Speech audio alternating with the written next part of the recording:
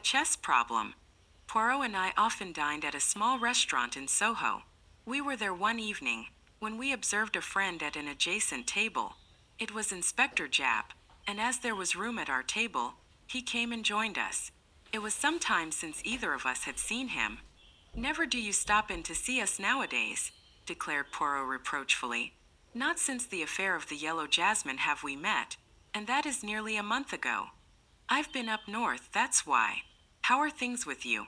Big Four still going strong? Poirot shook a finger at him reproachfully. Ah, you mock yourself at me, but the Big Four, they exist. Oh, I don't doubt that, but they're not the hub of the universe as you make out.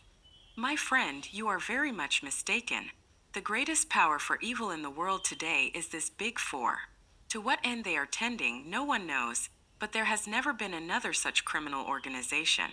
The finest brain in China at the head of it, an American millionaire, and a French woman scientist as members, and for the fourth. Japp interrupted. I know. Regular bee in your bonnet over it all. It's becoming your little mania, Monsieur Poirot. Let's talk of something else for a change. Take any interest in chess? I have played it, yes. Did you see that curious business yesterday? Match between two players of worldwide reputation, and one died during the game. I saw a mention of it. Dr. Savronov, the Russian champion, was one of the players, and the other, who succumbed to heart failure, was the brilliant young American Gilmore Wilson. Quite right. Savronov beat Rubinstein and became Russian champion some years ago. Wilson is said to be a second Capablanca. A very curious occurrence, mused Poirot. If I mistake not, you have a particular interest in the matter? Japp gave a rather embarrassed laugh. You've hit it, Monsieur Poirot. I'm puzzled. Wilson was sound as a bell. No trace of heart trouble. His death is quite inexplicable. You suspect Dr. Savronov of putting him out of the way? I cried. Hardly that, said Japp dryly. I don't think even a Russian would murder another man in order not to be beaten at chess. And anyway, from all I can make out, the boot was likely to be on the other leg. The doctor is supposed to be very hot stuff. Second to Lasker, they say he is. Poirot nodded thoughtfully. Then what exactly is your little idea? He asked. Why should Wilson be poisoned? For I assume, of course, that it is poison you suspect. Naturally. Heart failure means your heart stops beating. That's all there is to that. That's what a doctor says officially at the moment, but privately he tips us the wink that he's not satisfied. When is the autopsy to take place? Tonight. Wilson's death was extraordinarily sudden. He seemed quite as usual and was actually moving one of the pieces when he suddenly fell forward, dead. There are very few poisons would act in such a fashion, objected Poirot. I know. The autopsy will help us, I expect. But why should anyone want Gilmore Wilson out of the way? That's what I'd like to know. Harmless, unassuming young fellow. Just come over here from the States, and apparently hadn't an enemy in the world. It seems incredible, I mused. Not at all, said Poirot, smiling. Japp has his theory, I can see. I have, Monsieur Poirot. I don't believe the poison was meant for Wilson. It was meant for the other man. Savronov. Yes. Savronov fell foul of the Bolsheviks at the outbreak of the revolution. He was even reported killed. In reality, he escaped, and for 3 years endured incredible hardships in the wilds of Siberia. His sufferings were so great that he is now a changed man. His friends and acquaintances declare they would hardly have recognized him. His hair is white, and his whole aspect that of a man terribly aged. He is a semi-invalid and seldom goes out, living alone with a niece, Sonia Daviloff, and a Russian manservant in a flat down Westminster way. It is possible that he still considers himself a marked man. Certainly he was very unwilling to agree to this chess contest. He refused several times point blank, and it was only when the newspapers took it up and began making a fuss about the unsportsmanlike refusal that he gave in. Gilmore Wilson had gone on challenging him with real Yankee pertinacity, and in the end he got his way. Now I ask you, Monsieur Poirot, why wasn't he willing? Because he didn't want attention drawn to him, didn't want somebody or other to get on his track. That's my solution. Gilmore Wilson got pipped by mistake. There is no one who has any private reason to gain by Savranoff's death? Well, his niece, I suppose. He's recently come into an immense fortune, left him by Madame Gaspoja, whose husband was a sugar profiteer under the old regime. They had an affair together once, I believe, and she refused steadfastly to credit the reports of his death. Where did the match take place? In Savranoff's own flat. He's an invalid, as I told you. Many people there to watch it? At least a dozen, probably more. Poirot made an expressive grimace. My poor Jap, your task is not an easy one. Once I know definitely that Wilson was poisoned, I can get on. Has it occurred to you that in the meantime, supposing your assumption that Savranoff was the intended victim to be correct, the murderer may try again? Of course it has. 2 men are watching Savranoff's flat. That will be very useful if anyone should call with a bomb under his arm, said Poirot dryly. You're getting interested, Monsieur Poirot, said Jap with a twinkle. Care to come round to the mortuary and see Wilson's body before the doctors start on it? Who knows, his tie-pin may be askew, and that may give you a valuable clue that will solve the mystery. My dear Jap, all through dinner my fingers have been itching to rearrange your own tie-pin. You permit, yes? Ah, that is much more pleasing to the eye. Yes, by all means, let us go to the mortuary. I could see that Poirot's attention was completely captivated by this new problem. It was so long since he had shown any interest over any outside case that I was quite rejoiced to see him back in his old form. For my own part, I felt a deep pity as I looked down upon the motionless form and convulsed face of the hapless young American who had come by his death in such a strange way. Poirot examined the body attentively. There was no mark on it anywhere, except a small scar on the left hand. And the doctor says that's a burn, not a cut, explained Jap. Poirot's attention shifted to the contents of the dead man's pockets, which a constable spread out for our inspection. There was nothing much. A handkerchief, keys, note case filled with notes, and some unimportant letters. But one object standing by itself filled Poirot with interest. A chessman, he exclaimed. A white bishop. Was that in his pocket? No, clasped in his hand. We had quite a difficulty to get it out of his fingers.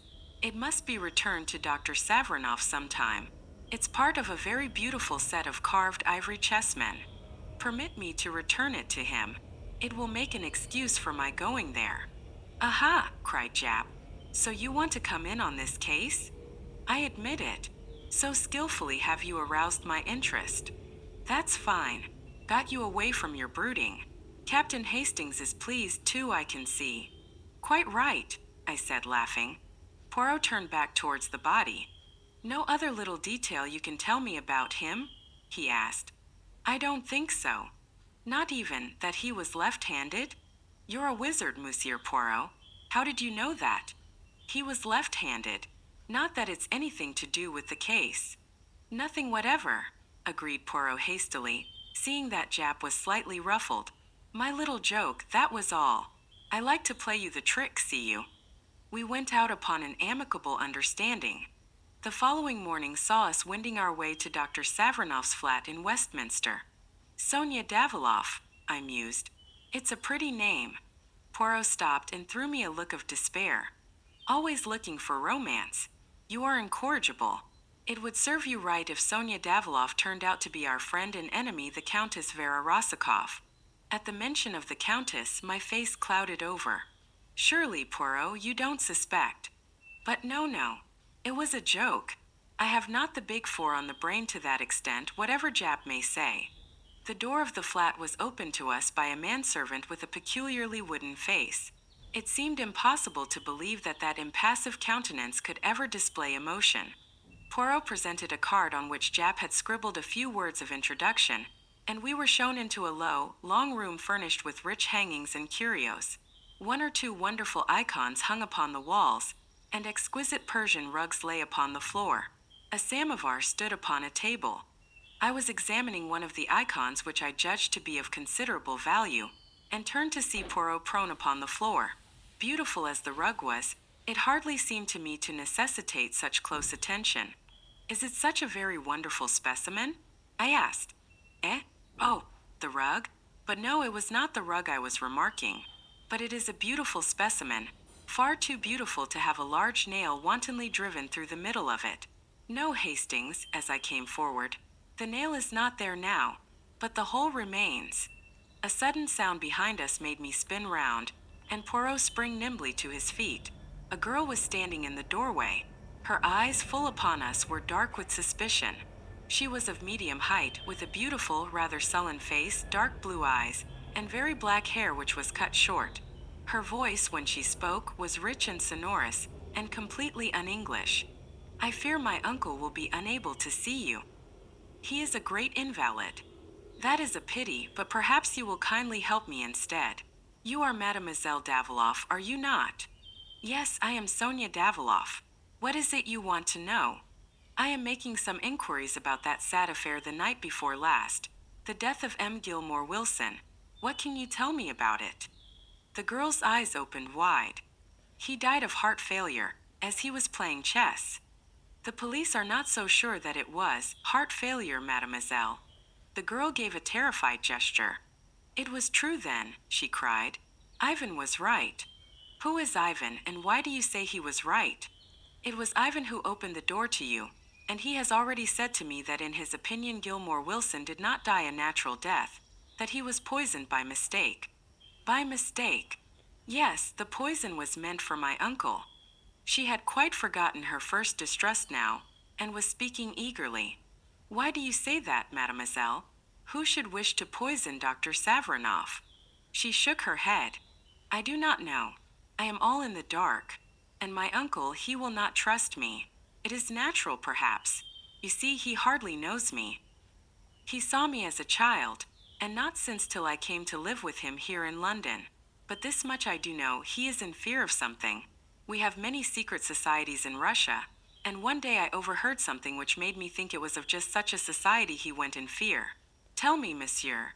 She came a step nearer and dropped her voice. "Have you ever heard of a society called the Big Four?" Poirot jumped nearly out of his skin. His eyes positively bulged with astonishment. What do you know of the Big Four, mademoiselle?" "There is such an association, then. I overheard a reference to them, and asked my uncle about it afterwards. Never have I seen a man so afraid. He turned all white and shaking. He was in fear of them, monsieur, in great fear, I am sure of it. And by mistake they killed the American Wilson." "The Big Four," murmured Poirot. "Always the Big Four. An astonishing coincidence, mademoiselle. Your uncle is still in danger. I must save him. Now recount to me exactly the events of that fatal evening. Show me the chessboard, the table, how the two men sat, everything." She went to the side of the room and brought out a small table. The top of it was exquisite, inlaid with squares of silver and black to represent a chessboard. "This was sent to my uncle a few weeks ago as a present, with the request that he would use it in the next match he played. It was in the middle of the room, so—" Poirot examined the table with what seemed to me quite unnecessary attention. He was not conducting the inquiry at all as I would have done. Many of his questions seemed to me pointless, and upon really vital matters he seemed to have no questions to ask. I concluded that the unexpected mention of the Big Four had thrown him completely off his balance. After a minute examination of the table and the exact position it had occupied, he asked to see the chessmen. Sonia Daviloff brought them to him in a box. He examined one or two of them in a perfunctory manner. "An exquisite set," he murmured absent-mindedly. Still not a question as to what refreshments there had been, or what people had been present. I cleared my throat significantly. "Don't you think, Poirot, that—" He interrupted me peremptorily. "Do not think, my friend. Leave all to me. Mademoiselle, is it quite impossible that I should see your uncle?" A faint smile showed itself on her face. "He will see you, yes. You understand, it is my part to interview all strangers first." She disappeared. I heard a murmur of voices in the next room, and a minute later she came back and motioned us to pass into the adjoining room. The man who lay there on a couch was an imposing figure. Tall, gaunt, with huge bushy eyebrows and white beard, and a face haggard as the result of starvation and hardships. Dr. Savranoff was a distinct personality.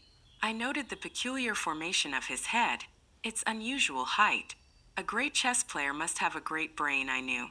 I could easily understand Dr. Savernoff being the second greatest player in the world. Poirot bowed. Le docteur, may I speak to you alone? Savernoff turned to his niece. Leave us, Sonia. She disappeared obediently. Now, sir, what is it? Dr. Savernoff, you have recently come into an enormous fortune. If you should die unexpectedly, who inherits it? I have made a will leaving everything to my niece, Sonia Daviloff. You do not suggest. I suggest nothing, but you have not seen your niece since she was a child. It would have been easy for anyone to impersonate her. Savernoff seemed thunderstruck by the suggestion. Poirot went on easily. Enough as to that. I give you the word of warning, that is all. What I want you to do now is to describe to me the game of chess the other evening. How do you mean, describe it? Well, I do not play the chess myself, but I understand that there are various regular ways of beginning the gambit, do they not call it? Dr. Savernoff smiled a little. Ah, I comprehend you now. Wilson opened Ruy Lopez, one of the soundest openings there is, and one frequently adopted in tournaments and matches. And how long had you been playing when the tragedy happened? It must have been about the third or fourth move when Wilson suddenly fell forward over the table, stone dead. Poirot rose to depart. He flung out his last question as though it was of absolutely no importance, but I knew better. Had he had anything to eat or drink? A whiskey and soda, I think. Thank you, Dr. Savernoff. I will disturb you no longer. Ivan was in the hall to show us out. Poirot lingered on the threshold. The flat below this, do you know who lives there? Sir Charles Kingwell, a member of Parliament, sir. It has been let furnished lately, though. Thank you. We went out into the bright winter sunlight. Well, really, Poirot, I burst out. I don't think you've distinguished yourself this time. Surely your questions were very inadequate. You think so, Hastings? Poirot looked at me appealingly. I was bouleversed, yes. What would you have asked? I considered the question carefully, and then outlined my scheme to Poirot. He listened with what seemed to be close interest. My monologue lasted until we had nearly reached home. Very excellent, very searching, Hastings, said Poirot, as he inserted his key in the door and preceded me up the stairs. But quite unnecessary. Unnecessary, I cried, amazed. If the man was poisoned. Aha, cried Poirot, pouncing upon a note which lay on the table. From Jap. Just as I thought. He flung it over to me. It was brief and to the point. No traces of poison had been found, and there was nothing to show how the man came by his death. You see, said Poirot, our questions would have been quite unnecessary. You guessed this beforehand? Forecast the probable result of the deal, quoted Poirot from a recent bridge problem on which I had spent much time. Mon ami, when you do that successfully, you do not call it guessing. Don't let's split hairs, I said impatiently. You foresaw this? I did. Why? Poirot put his hand into his pocket and pulled out a white bishop. Why, I cried. You forgot to give it back to Dr. Savernoff. You are in error, my friend. That bishop still reposes in my left-hand pocket. I took its fellow from the box of chessmen Mademoiselle Daviloff kindly permitted me to examine. The plural of one bishop is two bishops. He sounded the final S with a great hiss. I was completely mystified. But why did you take it? Parbleu, I wanted to see if they were exactly alike. He stood them on the table side by side. Well, they are, of course, I said, exactly alike. Poirot looked at them with his head on one side. They seem so, I admit. But one should take no fact for granted until it is proved. Bring me, I pray you, my little scales. With infinite care he weighed the two chessmen, then turned to me with a face alight with triumph. I was right. See you, I was right. Impossible to deceive Hercule Poirot. He rushed to the telephone, waited impatiently. Is that Jap? Ah, Jap, it is you. Hercule Poirot speaks. Watch the manservant, Ivan. On no account let him slip through your fingers. Yes, yes, it is as I say. He dashed down the receiver and turned to me. You see it not, Hastings? I will explain. Wilson was not poisoned. He was electrocuted. A thin metal rod passes up the middle of one of those chessmen. The table was prepared beforehand and set upon a certain spot on the floor. When the bishop was placed upon one of the silver squares, the current passed through Wilson's body, killing him instantly. The only mark was the electric burn upon his hand. His left hand, because he was left-handed. The special table was an extremely cunning piece of mechanism. The table I examined was a duplicate, perfectly innocent.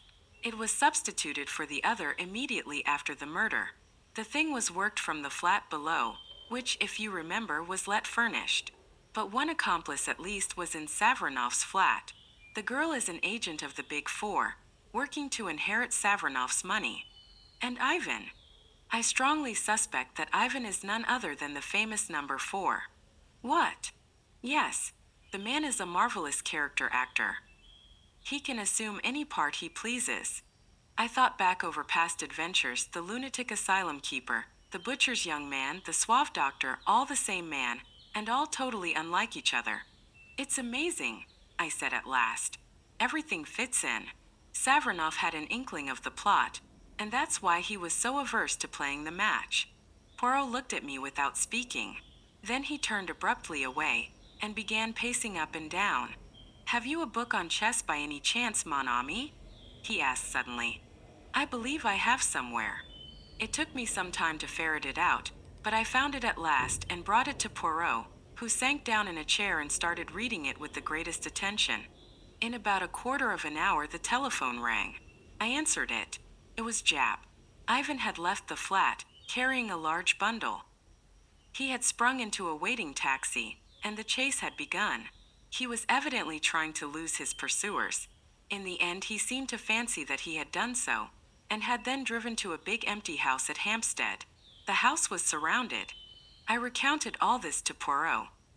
He merely stared at me as though he scarcely took in what I was saying. He held out the chess book. Listen to this, my friend.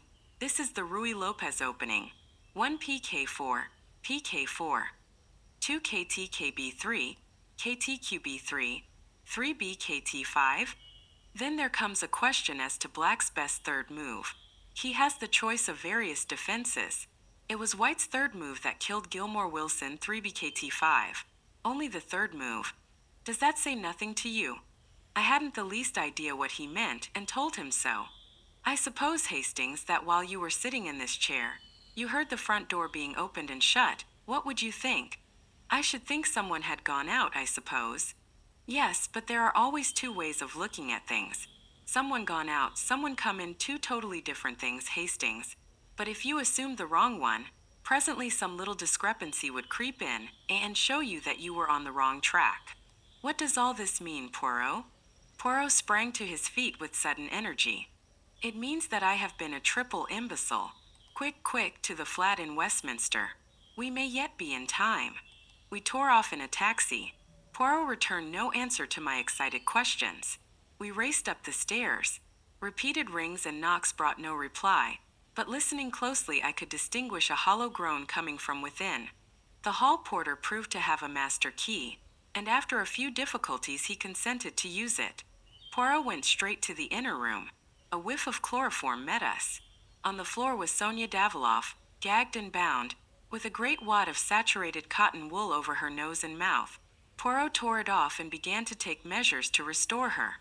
Presently a doctor arrived, and Poirot handed her over to his charge and drew aside with me.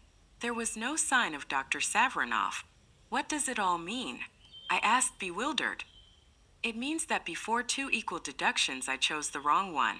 You heard me say that it would be easy for anyone to impersonate Sonia Daviloff because her uncle had not seen her for so many years. Yes. Well, precisely the opposite held good also. It was equally easy for anyone to impersonate the uncle. What? Savranoff did die at the outbreak of the revolution. The man who pretended to have escaped with such terrible hardships, the man so changed that his own friends could hardly recognize him. The man who successfully laid claim to an enormous fortune. Yes. Who was he? Number 4.